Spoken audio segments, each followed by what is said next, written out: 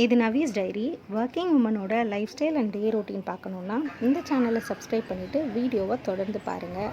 இது ஒரு middle class working மாமோட lifestyle and day routine தான்.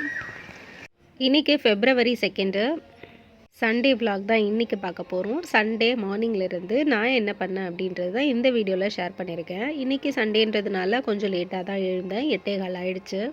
எழுந்திரிச்சு வாசல் பெருக்கி கோலம் போட்டாச்சு. அதுக்கப்புறம் நைட்டே தோசைக்கு ஊற வச்சுருந்தேன். போன வாரமே தோசை மாவு இல்லாமல் ரொம்ப கஷ்டப்பட்டாச்சு. அதனால் இந்த வாரம் ஃபஸ்ட்டு வேலையாக தோசை மாவு அரைச்சிடலாம் அப்படின்றதுனால நான் குளிச்சுட்டு வந்துட்டு உடனே தோசை மாவை போட ஆரம்பிச்சிட்டேன். இன்றைக்கி நான் உளுந்த வடை பண்ண போகிறேன். அதுக்காக உளுந்தை ஊற வச்சுருந்தேன். உளுந்து நல்லா திக்காக இருக்கும் போதே இந்த மாதிரி அள்ளியாச்சு. இதை எடுத்து ஓரமாக வச்சுட்டு தோசை மாவுக்கு ஃபஸ்ட்டு உளுத்தம்பருப்பு, அதுக்கப்புறம் வெந்தயம், இது ரெண்டையும் ஊற வச்சுருந்தேன். அதை ஃபஸ்ட்டு ரவுண்டில் போட்டாச்சு. இப்போ நான் ஃபஸ்ட்டு ரவுண்டு போடும்போது 9 மணி இருக்கும். அதுக்கப்புறம் தான் இப்போ நான் காஃபியே குடிக்க போகிறேன். நான் காஃபியை போட்டுட்டு எல்லோரையும் கூப்பிட்டாச்சு. ஒருத்தராக வந்துட்டாங்க. இன்றைக்கி வேலை ரொம்ப அதிகமாக இருக்குது. பிரேக்ஃபாஸ்ட்டு பண்ணலாமா வேணாமான்னு யோசனை பண்ணிகிட்டே இருந்தேன். ஆல்ரெடி ரொம்ப லேட் ஆகிடுச்சு. எல்லாருமே கொஞ்சம் லேட்டாக எழுந்ததுனால எனக்கு வேண்டாம் உனக்கு வேணான்னு சொல்லிட்டாங்க. அதனால் நான் லைட்டாக ப்ரெட்டு மட்டும் போட்டு எல்லாருக்கும் கொடுக்க போகிறேன். நான் நேற்று நைட்டே வெங்காயம் எல்லாம் அப்படியே அரைச்சி வச்சுருந்தேன் இல்லையா, அதை தான் ப்ரெட்டில் போட்டு கொடுக்க போகிறேன். நீங்களும் இந்த மாதிரி ட்ரை பண்ணி பார்த்துட்டு எப்படி இருக்குது அப்படின்னு சொல்லுங்கள். இதில் சிகப்பு மிளகா, பச்சை வெங்காயம், அதுக்கப்புறம் உப்பு, இது 3 மட்டும்தான் போட்டு அரைச்சிருக்கேன் பச்சையாகவே. இந்த சட்னியை ப்ரெட்டு மேலே லேசாக இந்த மாதிரி எல்லா இடத்துலையும் ஸ்ப்ரெட் பண்ணி தடவி விட்டுட்டு தோசைக்கல்ல அடுப்பை ஆன் பண்ணி வச்சுட்டு கொஞ்சம் கல் சூடானதுக்கப்புறம் இப்போ ஒரு ப்ரெட்டாக இதில் போட்டு எடுக்க போகிறோம். இப்போ கல் சூடாயிடுச்சு. இப்போ நான் ஒரு ப்ரெட்டை நல்லா பின்னாடி திருப்பி வச்சு விட்டுட்டேன். எண்ணெய் கொஞ்சம் சைடில் ஊற்றியாச்சு. மேலேயும் இதே மாதிரி சட்னி அப்ளை பண்ணிடலாம். கொஞ்சம் கலர் மாறினதுக்கப்புறம் பின்னாடி சைடும் திருப்பி அங்கேயும் நல்லா வேக வச்சிடலாம்.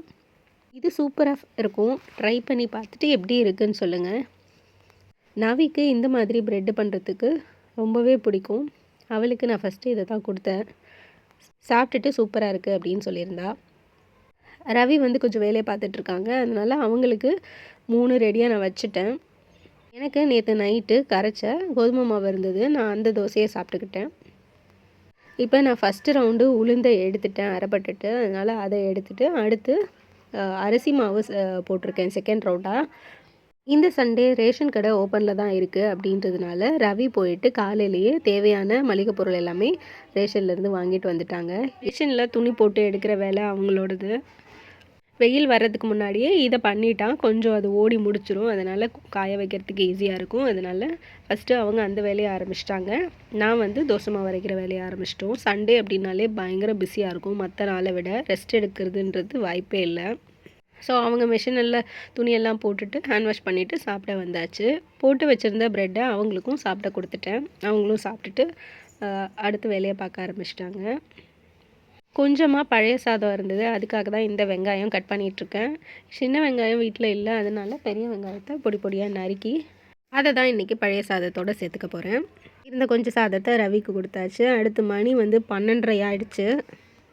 செகண்ட் ரவுண்டு அரிசியையும் போட்டாச்சு. அது அரைப்பட்டுருக்கு. அதுக்குள்ளே ஒரு டீயை போட்டுடலாம் அப்படின்ட்டு பால் அடுப்பில் வச்சு டீயை போட்டாச்சு. இப்போ 12:45 இருக்கும். நான் மாவு அரைச்சி முடிச்சிட்டேன். காலையில் 9 மணிக்கு ஸ்டார்ட் பண்ண தோசை மாவு அரைக்கிறதுக்கு இப்போ 12:45. ஒரு வழியாக ஹாஃப் அ டே ஆகிடுச்சு இந்த மாவு அரைச்சி முடிக்கிறதுக்கு. அதுக்கப்புறம் வாங்கிட்டு வந்த ரேஷன் அரிசியை 2யும் நான் கலந்துட்டேன். நான் எப்போவுமே தோசை மாவுக்கு இட்லி அரிசி கடையில் வாங்கினது, கொஞ்சமாக ரேஷனில் வாங்கின பச்சரிசி, புழுங்கரிசி, இது 3யும் ஒரு பக்கெட்டில் நல்லா மிக்ஸ் பண்ணி வச்சுடுவேன். அப்போ தான் எடுக்கும் போது ஈஸியாக இருக்கும். அதை மிக்ஸ் பண்ணி வச்சுட்டு அதுக்கப்புறம் இந்த ரேக்கில் இருந்த சில பெரிய ட்ரம்ஸ் எல்லாமே இன்றைக்கி கொஞ்சம் கழுவி காய வச்ச வெயிலில் அப்படியே அங்கே இருந்த தூசி எல்லாத்தையும் தட்டி இது பண்ணியாச்சு. இப்போ முடியறதுக்குள்ளே மணி 3:45 4 இருக்கும்னு நினைக்கிறேன். நான் ஒரு சாதம் மட்டும் வச்சுட்டேன். ஆல்ரெடி இருந்த புளியோதரை மிக்ஸை தான் இன்றைக்கும் போட போகிறேன். ஃபஸ்ட்டு துவையல் அரைச்சிக்கலாம் அப்படின்னு பார்த்தேன். யாருமே துவையல் வேண்டான்ட்டாங்க. அதனால் புளியோதரையை மட்டும் போட்டு அதை செஞ்சாச்சு. அப்புறம் தயிர் சாதம் கொஞ்சம் கிண்டியிருந்தேன்.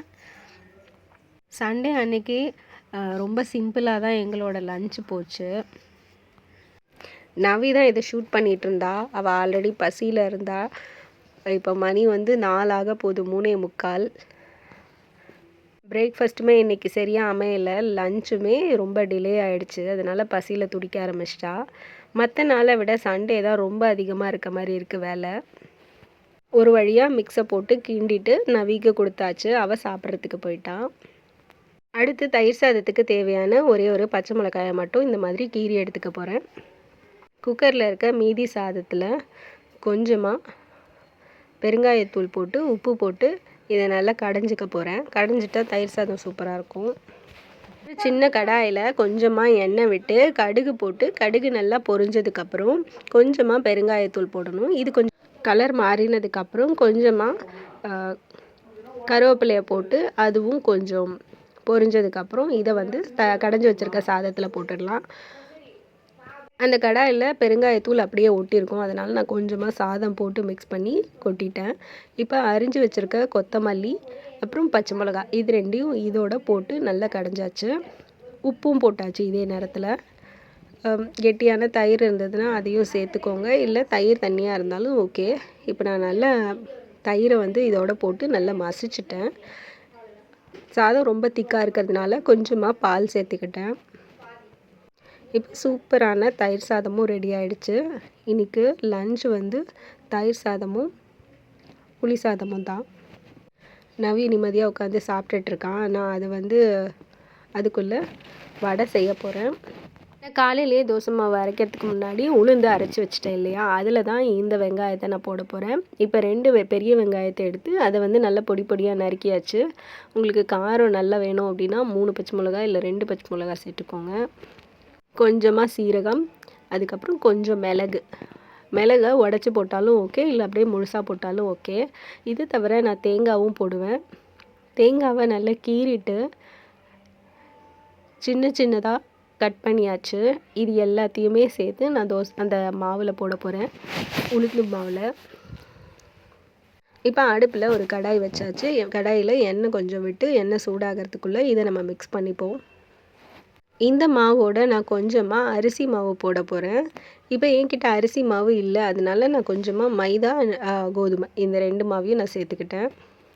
அப்புறம் கடைசியாக தேவையான அளவு உப்பு இது எல்லாத்தையும் போட்டு கலந்துட்டு சின்ன சின்ன வடையாக போட போகிறேன். நான் வடையாக தான் ஸ்டார்ட் பண்ணினேன், பட் ஆனால் மாவு வந்து வடை மாதிரி வரல. அதனால் நான் குட்டி குட்டி போண்டா மாதிரி போட்டு எடுத்துட்டேன். எண்ணெய் கொஞ்சம் சூடாயிடுச்சு. இப்போ கொஞ்சம் கொஞ்சமாக போட்டு எடுத்துடலாம். உளுந்து வடை எனக்கு பிடிக்காது, ரவிக்கு மட்டும்தான் ஃபேவரெட்டு. வீட்டில் உளுந்து வடை ரொம்ப செஞ்சது கிடையாது, எப்போயாவது தான் செய்கிறது. அதனால் இது போட்டு பழக்கம் இல்லை எனக்கு. இதோட பக்குவமுமே எனக்கு வரமாட்டேங்குது. இப்போ ஒரு சைடு நல்லா பொரிஞ்சதுக்கப்புறம் திருப்பி விட்டாச்சு. அது அந்த சைடும் கலர் மாறட்டும். இப்போ நல்லா பொரிஞ்சதுக்கப்புறம் இதை ஒரு கடாயில் எடுத்துட்டு நம்ம தயிர் சாதத்தோடு இதையும் சேர்த்து பரிமாற போகிறேன். இங்கே பாருங்கள், இந்த தடவை எவ்வளோ நல்லா வந்திருக்கு அப்படின்னு.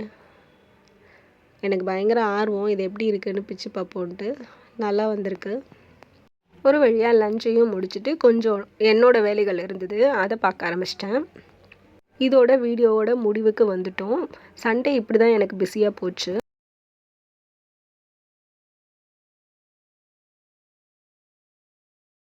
இந்த வீடியோ உங்களுக்கு பிடிச்சிருக்குன்னு நினைக்கிறேன். தேங்க்ஸ் ஃபார் வாட்சிங்.